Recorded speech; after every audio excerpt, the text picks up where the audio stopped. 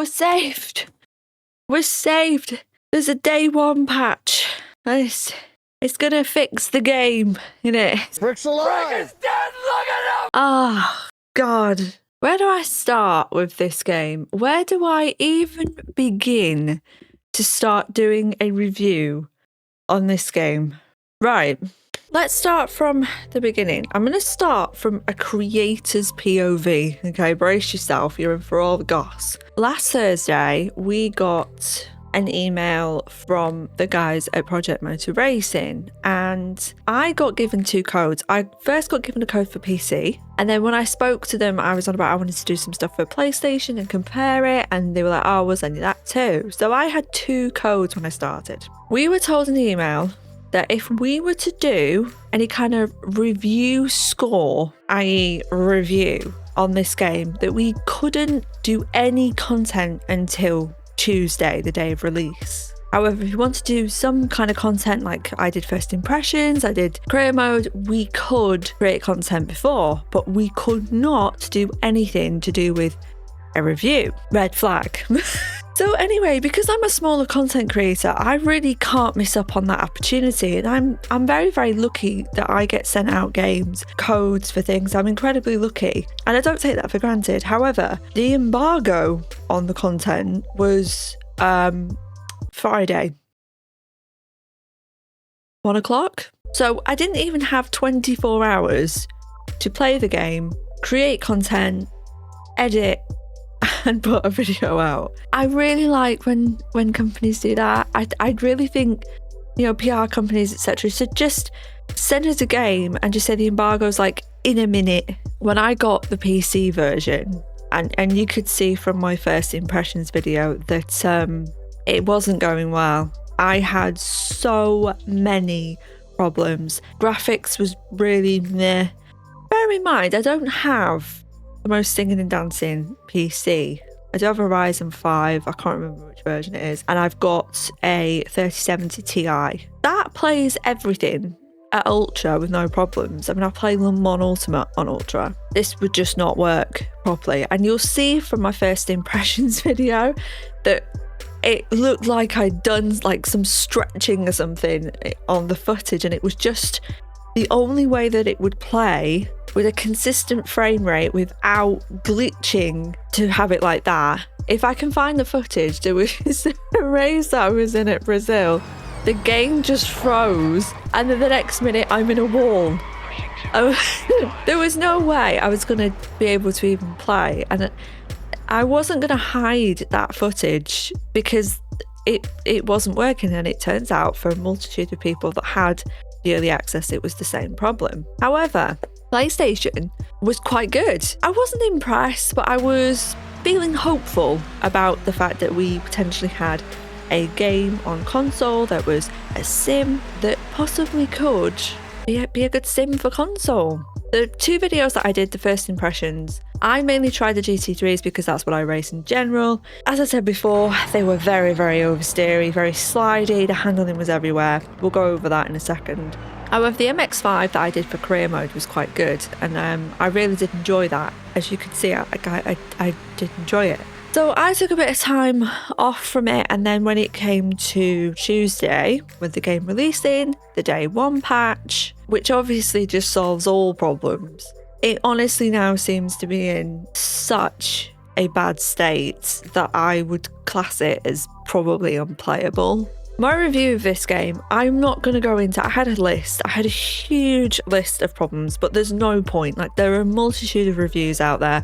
I'm just going to give my opinion on it. The first one I think that everyone is interested in is the handling. Now, this varies car to car because they all act in different ways, which you would expect in certain situations, like you wouldn't expect an MX-5 to handle the way a GT3 car does. However, there are multiple issues with the hypercars. They are completely undrivable. The GT3s are quite unstable, quite oversteery. They shouldn't really handle like that, just kind of everywhere. But the older cars, I literally don't mind. Like, they're quite fun. I wouldn't say they're brilliant, but I would say that there's something to work with. I drove the old, is it the CLK? I can't remember which one car it is. The brakes were very, very strong on that car, but overall it wasn't too bad an experience. The MX-5s seem fine. I mean, I would say they're slightly similar to iRacing MX-5s, only I think they've got more understeer than the iRacing MX-5s. So yeah, over the scale of things, there's definitely things that can be worked on and improved on as far as the handling's concerned, but it just needs to be a little bit more consistent. The here, there and everywhere. You feel like you're playing different games throughout, and I just think they need to just sort that out as quickly as possible. Feedback. So I'm on the Thrustmaster T598. This is your sort of entry-level direct drive wheel with 5 Newton meters of torque, and it was okay. There's a lot of feedback coming from the game. Like, you can feel the road surface, you can feel the car leaving you. There is quite a lot, and I guess this goes in handling. It kind of feels like it glides a little bit on the surface. It's not as strong as it could be, I think, dependent again on certain cars. Certain cars are a bit more stronger with the feedback coming through, but I would say that I have this completely maxed out. I know people have been asking for my settings on this. I have extreme, is it 3? I have it 100%, I have it 100% in game, and I don't really feel like I get the full feedback experience. In general, everyone's going to be different because every wheel is different, so I think it's fine. Controller, however, I wouldn't bother.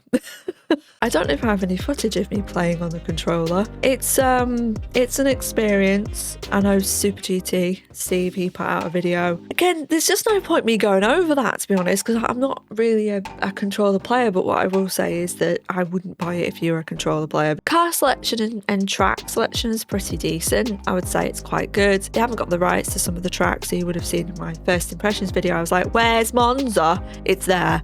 It's just named something else. It's quite a good lineup, but again, it's just ruined by the fact that they're very inconsistent. Trying to run it on PC graphically and frames per second is quite a very difficult experience. I gave up and uninstalled the game. I wouldn't even waste my time with it. The PlayStation is a bit better. It's not great though. That's the thing, when you put it on console, you've got games like Gran Turismo 7 out there that just absolutely wipe the floor graphically. I mean, it's very flat. Sometimes it's just very oversaturated. But we've got to talk about what Ian Bell was calling the greatest AI ever. Oh dear Lord. This has to be the worst AI I have ever played on a racing game. I've been playing racing games for over 30 years and I've never seen anything this bad in my life. They are on rails. They are following a track.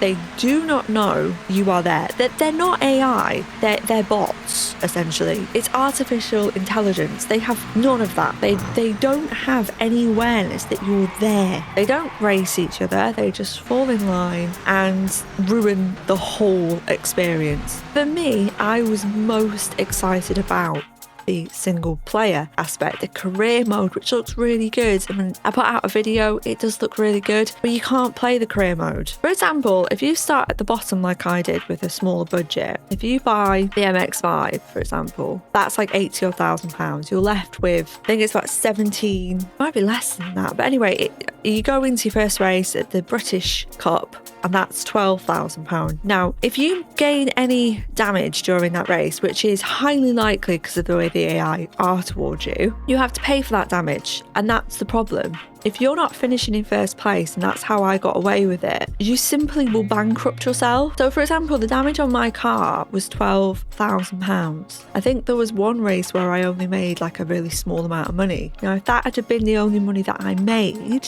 in that race, I probably wouldn't have had enough money to repair the car, which would have just closed like my career mode. The multiplayer, I am yet to try because it's broken.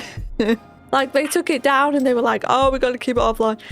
how are you releasing a game in this state? If you go into the ranked mode, the license mode, you have to compete in a race with 3 other AI MX5s, and you have to finish under a time. I think it's 8 minute 20, and then they give you a license grade. However, again, the AI is so volatile and just don't know you exist. You are really likely to be smashed out at some point or hit, making your time slower, which then affects your license level. Now, you can retake it, and I think you can build on it during the online. Again, they've got to fix the AI. I think the thing we really have to talk about here is that this isn't just a one-off where a company goes and stages a game and has so much marketing that makes the game look really good, and then on release day, it's an absolute bag of shite. There is a huge problem with game development, game companies, etc. releasing games that are just simply not ready. I have got far much more respect for companies that will say, look, game's not finished, we're going to put it out in early access, pay 20 quid for it, help us develop the game. I have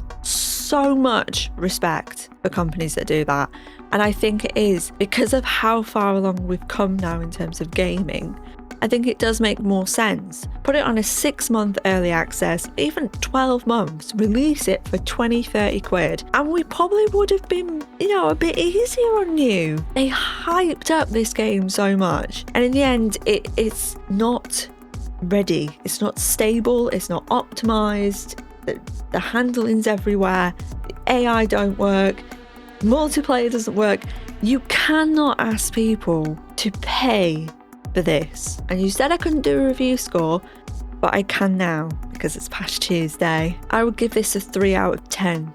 And I genuinely think that Ian Bell needs to give his head a wobble because he's not helping. The answers to some of the questions that he's getting on Twitter, or X as it's called now, the arrogance is beyond acceptable, especially when you're parting with people's money and not giving them what they were supposed to receive. If you bought it, I feel very sorry for you. I think, if you can get it refunded, I would. In terms of console and it being close to being a sim, I did try a set of Corsa Competition. I find that on console to be very flat in terms of handling. It's very muted. I don't really rate it on console. It's fine, but it's not great. In terms of Gran Turismo, I think Gran Turismo is easier to play.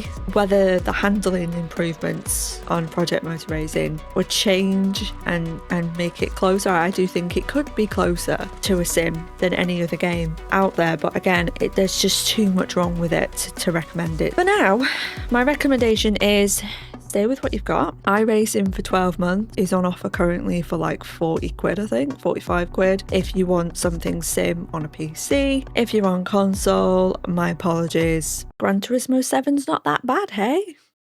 So yeah, it is gutting, and I think a lot of people are disappointed, a lot of people are mad, angry, and they have every right to be. And my apologies for not giving my review earlier. We were told not to, so yeah, there's good sides to getting these games, and then there are bad sides, and this was one of them. I appreciate you all watching. I appreciate you all watching the content that you have been for the past week, 2 weeks. My numbers have been just a hell of a lot higher, and we've had a lot more people subscribe, so thank you everyone and welcome.